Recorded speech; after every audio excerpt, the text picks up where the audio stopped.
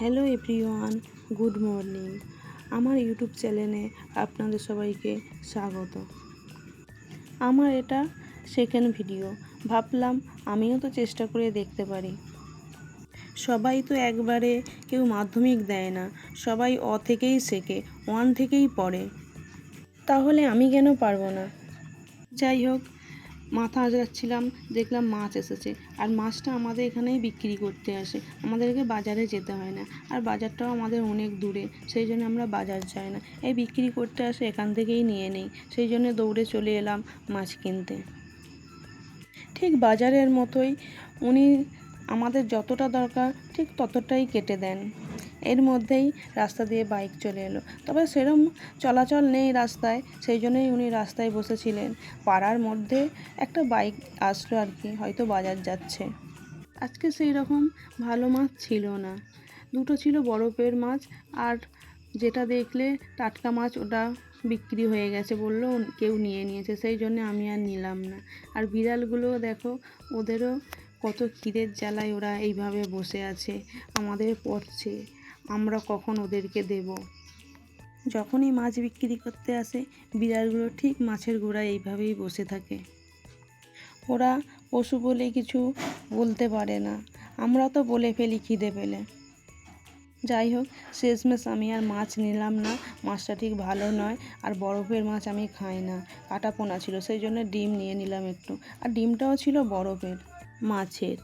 এর মধ্যেও আমার সিঁদুর পরা তখনও হয়েছিল না, তাই আমি এসে সিঁদুরটা পরে নিচ্ছি। আর সিঁদুর আমার কৌটো আছে, কিন্তু তাতে রাখি না, তাতে রাখলে এই কাঠিটা ঠিকভাবে রাখা যায় না, তাই আমি এই সিঁদুরের যে ডিপেগুলো হয় তার উপরটাতেই কাঠিটা রাখি। এর মধ্যেই চলে এসেছে, এটা আমার নাতি হয়, সামনেই বাড়ি, আমার বড় জায়ের নাতি, তাহলে আমারও নাতি, ওকে একটু আদর করে নিলাম। খুব ভালো লাগে বাচ্চাদেরকে একটু আদর করতে। আর ও আজকে কোলে আসছিল না, জোর করেই কোলে নিয়েছিলাম। আমার মেয়েও টিউশন থেকে চলে আসবে, তাই তার জন্য আমি আলু সেদ্ধ বসিয়ে দিচ্ছি। এখন সে এসে তো খাবে, কারণ সে স্কুলে যাবে। আর যারা ভিডিও করো তারা তো জানো যে ক্যামেরা ধরার যদি কেউ না থাকে তাহলে নিজেকে কতটা ভাবে মানে ধরতে হয় কিভাবে। সবসময় আমি আলুগুলো ছাড়িয়েই সিদ্ধ বসাই, যাতে আলুগুলো খাওয়ার সময় ছাড়াতে না হয়। আর জলটাও এতটাই দিয়ে দিয়েছি, আবার কিছুটা কমাতে হলো। এর মধ্যেই আলু সিদ্ধটা হয়ে গেছে। যাই হোক, খাওয়া দাওয়া শেষ করে আমি চলে এলাম এদিকে গুছাতে। আর এই গুছানোগুলো জানো তো, কিছুটা সময়ের জন্য, বেশিক্ষণ থাকে না, আবার যেমনকে তেমন হয়ে যাবে, তবু তো গুছিয়ে রাখতে হবে। আর আমার অগোছালোটা ঠিক পছন্দ নয়, গুছিয়ে রাখি, কিন্তু বাড়িতে ছেলে মেয়ে থাকলে যা হয় আর কি, তারা আবার অগোছালো করে ফেলে। আর আজকে স্নান করে এসেই গুছোচ্ছিলাম। আর আমাদের এখানে জল দেয় সকালে, এবার জল চলে গেলে তখন আর জল আসে না, সেই জন্য আগে স্নানটা সেরে নিয়েছি, তারপরেই আমি সব গুছোচ্ছি। আর মশারি গুছোতে না খুবই কষ্ট হয়। আর মশারি গুছানোটাও কেমন হয়েছে অবশ্যই তোমরা কমেন্টের মাধ্যমে জানিও, চেষ্টা করলাম গুছানোর। আর এই দিকে তাকটাও গুছিয়ে নিলাম, তাকটাও সেই আবার অগোছালো করে ফেলবে। আর ফ্রিজটাও মোছা হয় না, সেই জন্যে কিছুদিন আগে মুছেছিলাম, ভাবলাম একটু ফ্রিজটাও মুছে নেই। একবারে তো সব পরিষ্কার করা যাবে না, আজ কিছুটা কাল কিছুটা, এইভাবে করেই পরিষ্কার করতে হয়, না হলে অনেকটা সময় লেগে যায়। আর বৃষ্টি হচ্ছিল, তাই কাচাকুচিরও সেরকম কিছু ছিল না। আছে অনেক কিছু কাচাকুচির, কিন্তু শুকনো তো হবে না, সেই তো ভিজেই হয়ে থাকবে, তার থেকে যেদিন রোদ বেরোবে সেদিনই কাচবো, এটাই ভাবলাম। ভিজে থাকলে এটা কেমন গন্ধ ছাড়বে, তার থেকে শুকনোই থাক।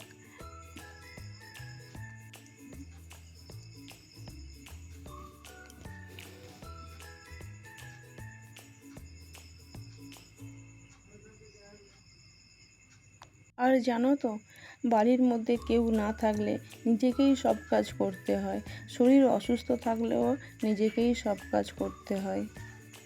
বাড়ির সব কাজই একা হাতে সামলাতে হয়, বাজার দোকান সব কিছুই একা হাতে সামলাতে হয়। মাঝে মধ্যে ভাবি আমি আর পারছি না সব কিছু সামলাতে, তবু কিছু করার নেই, সামলাতে তো হবেই।